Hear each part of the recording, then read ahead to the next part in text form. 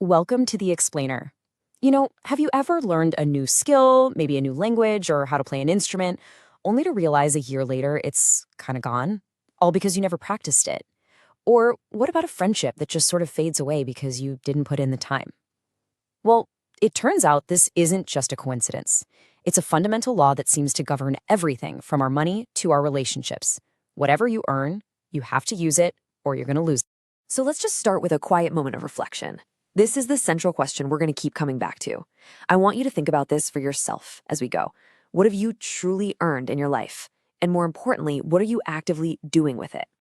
Now, this isn't just a self-help suggestion. It's presented as a law of existence, something as real and unavoidable as gravity.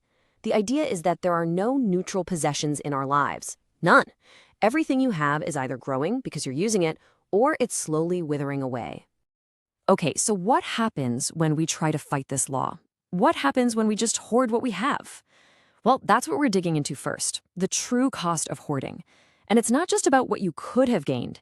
It's about how holding on too tightly becomes the silent killer of your potential, with a price tag way higher than you'd think.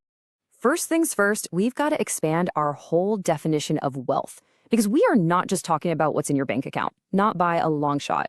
True earning is about all those vast, intangible treasures we gather up every single day. Just think about your day so far. You've already been earning in all these different currencies, right?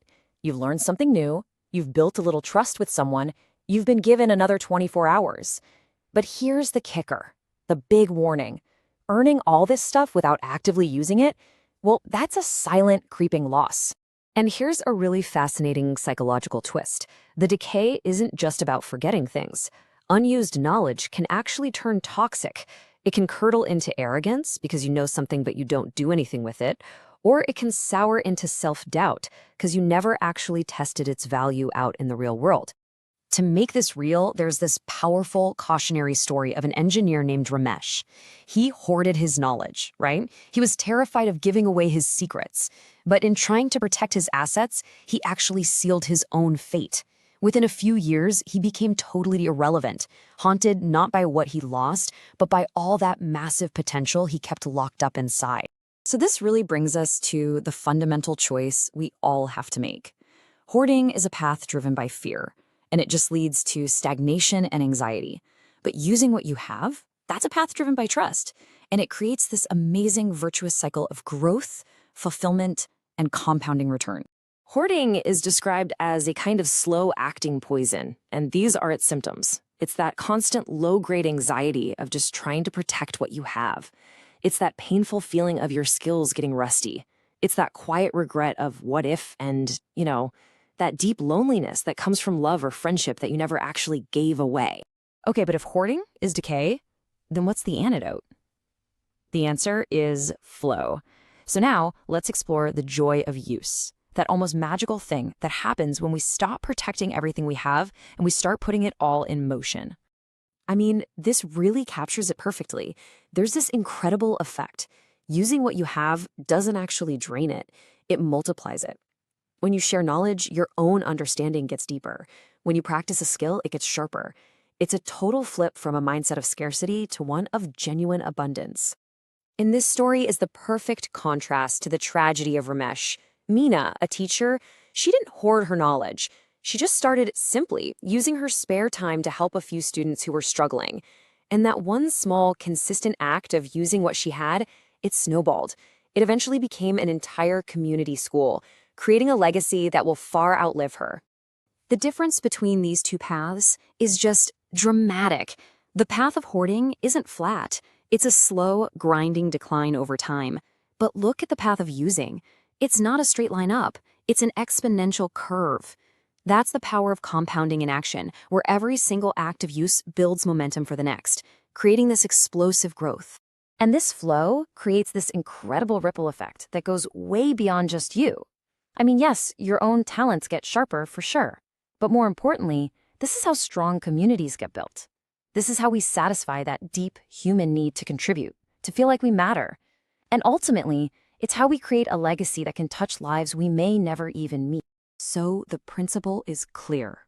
Hoarding is bad, using is good.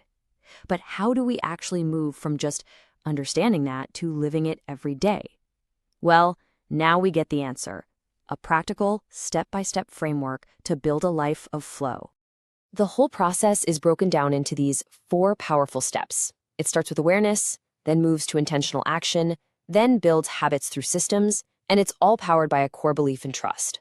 Let's quickly break each one down. Okay, step 1. It all begins with awareness. We're urged to do a personal audit, but to look beyond our bank account to our invisible wealth. What's that?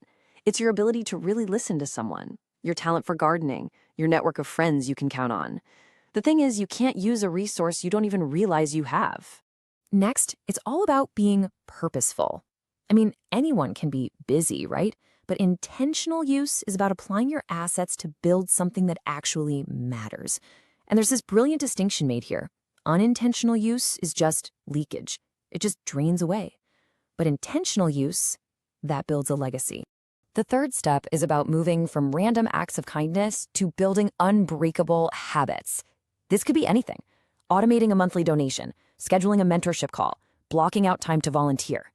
When you make giving a system, it happens consistently, not just when you happen to feel like it. It becomes unstoppable. And finally, step 4. This is the engine that powers the whole system. Trust. It's having faith that life is a river, not a reservoir. When you give, it always replenishes. The biggest obstacle isn't a lack of resources. The biggest obstacle is our own internal doubt. That's what dams up the natural flow of abundance.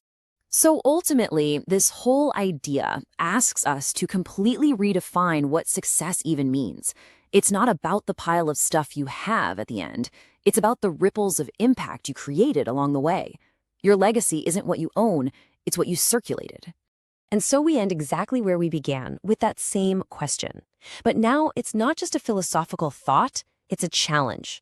Your real wealth isn't sitting in an account somewhere. It's the time on your watch right now. It's the skill in your hands. It's the kindness in your heart. The only real question left is the one for this very moment. What will you use today?